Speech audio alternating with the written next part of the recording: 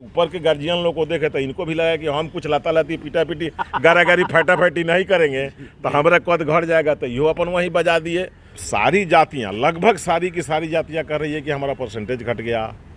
बिल्कुल बिल्कुल। जादव भी आज के दिन में बोल रहा है, जादव जी बोल रहे हैं इससे और ज्यादा थे। अल्पसंख्यक भाई भी बोल रहे थे कि हम इससे और ज्यादा थे। प्रोफेसर चंद्रशेखर जी रामायण पर बयान देके अपने आप को प्रचारित कर लिए, तो उनके बगल में बैठते हैं रितलाल यादव जी, उनके विधायक हैं, बड़े नेता हैं उनके पार्टी के दानापुर के। तो उन्होंने कहा कि ना हमको कुछ और ज़्यादा बोल देना चाहिए जो हम उससे आगे बढ़ जाएं।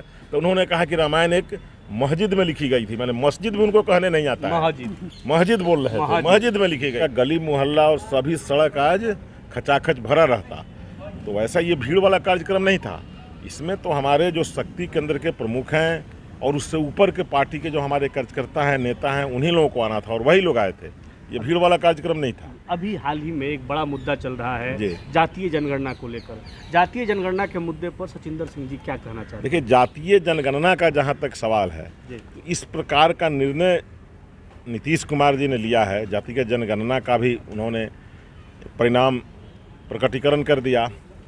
तो मुझको अपना लगता है, मेरा जो अपना सोच है और जो समाज में लोगों से राय विचार हो रही है, बातें हो रही हैं, उससे लगता है कि ऐसे प्रकटीकरण से समाज में तनाव उत्पन्न होगा। अब सारी जातियां, लगभग सारी की सारी जातियां कह रही है कि हमारा परसेंटेज घट गया।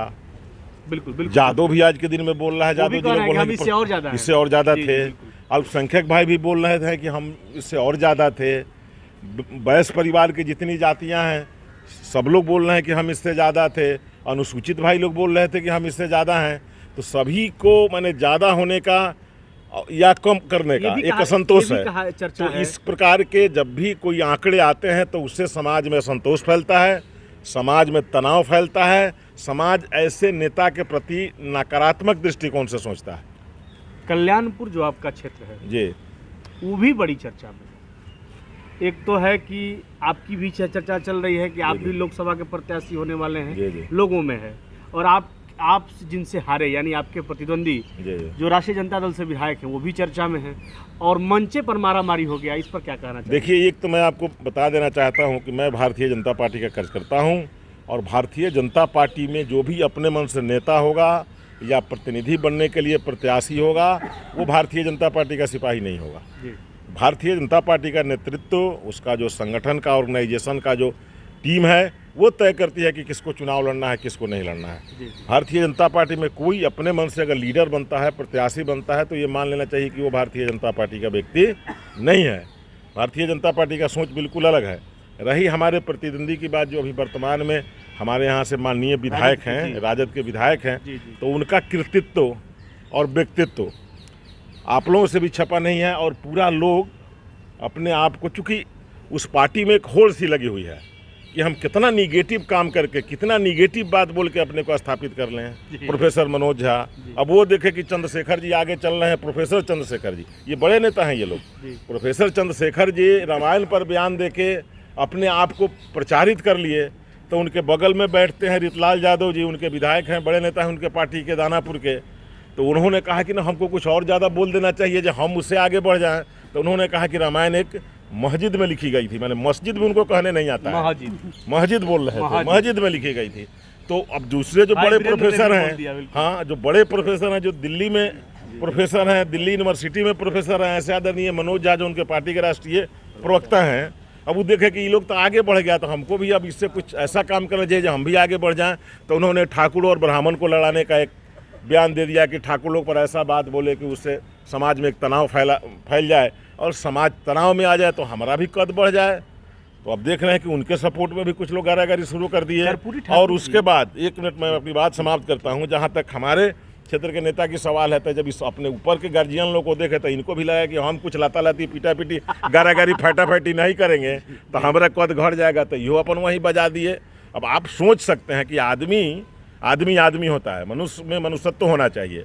आदमी जिसको पैदा करता है उसको पहचानता है। हम अपने कार्यकर्ता को पहचानते हैं। कार्यकर्ता को, कैलाशपति मिश्र जी का आज हम लोग 100वां जयंती मनाए हैं।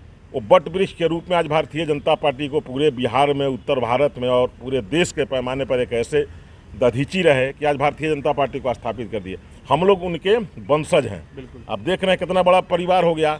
तो हमको अपने परिवार को पहचानना चाहिए, हमको अपने कार्यकर्ता को पहचानना चाहिए, अपने समर्थक को पहचानना चाहिए। तो आदमी के रूप में पशु का ना काम है कि पशु जिसको पैदा करता है उसको भी साल 2 साल के बाद में नहीं पहचानता है, वो अपना जिसको पैदा करता है उसे भी पहचानने में उसको दिक्कत होती है। तो फिर आदमी और पशु में यही ना अंतर है, जो पशु जिसको पैदा करता है, पशु जिसको पैदा करता है उसको नहीं पहचानता है, आदमी जिसका भी निर्माण करता है उसको पहचानता है।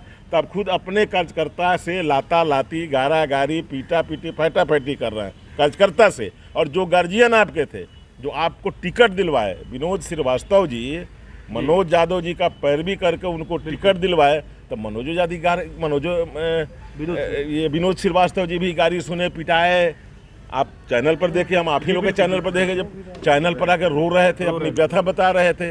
तो ऐसा संस्कारी सपूत जरूर होना चाहिए जो अपने बाप को भी पीटे, आप पैदा करे उसका भी लातम जुतम करे। कर्पूरी जी जब बिहार के मुख्यमंत्री हुए तब से लेकर अभी तक ये जाति ही चलता रहेगा या बदलेगा भी, क्या लगता है? नहीं बदलेगा। भारतीय जनता पार्टी इन जातियों में बट के काम नहीं करती है। भारतीय जनता पार्टी के जो नेता हैं, हमारे जो सशक्त नेता हैं, वो कहते हैं कि सबका साथ, सबका विकास और सबका विश्वास। हम लोग किसी जाति बिरादरी, यहाँ जितने लोग बैठे हैं हमको लगता है कि सब तरह के जाति बिरादरी के लोग हैं। जादव भाई भी हैं, मुसलमान भाई भी हमारे हैं, ब्राह्मण लोग भी हैं, राजपूत लोग भी हैं, अनुसूचित भाई भी हमारे हैं, अति पिछड़ा के भी हमारे यहाँ चुल्हाई महतो जी बैठे हुए हैं, उधर उमेश शाह जी बैठे हुए हैं। यहाँ सभी तरह के लोग हैं, सभी जाति बिरादरी वर्ग समुदाय का संयुक्त रूप से समन्वय है भारतीय जनता पार्टी। भारतीय जनता पार्टी में जाति बिरादरी और वर्ग समुदाय की कहीं कोई चर्चा नहीं होती है, न इस प्रकार की इस पार्टी को ज़रूरत है, न समाज में इसकी ज़रूरत है। और भारतीय जनता पार्टी जिस तरह से उत्तरोत्तर आगे की तरफ बढ़ रही है, आज देश के लगभग 65% से ज़्यादा क्षेत्रों पर भारतीय जनता पार्टी की स्थापना हो चुकी है। भारतीय जनता पार्टी आज स्थापित है। तो जैसे जैसे भारतीय जनता पार्टी ऊपर की तरफ बढ़ती जाएगी, ये जाति बिरादरी और वर्ग समुदाय का बात समाप्त होता जाएगा। आखिरी प्रश्न लेंगे आपसे, भाजपा अगर आप पर दांव खेलती है तो क्या आप तैयार हैं?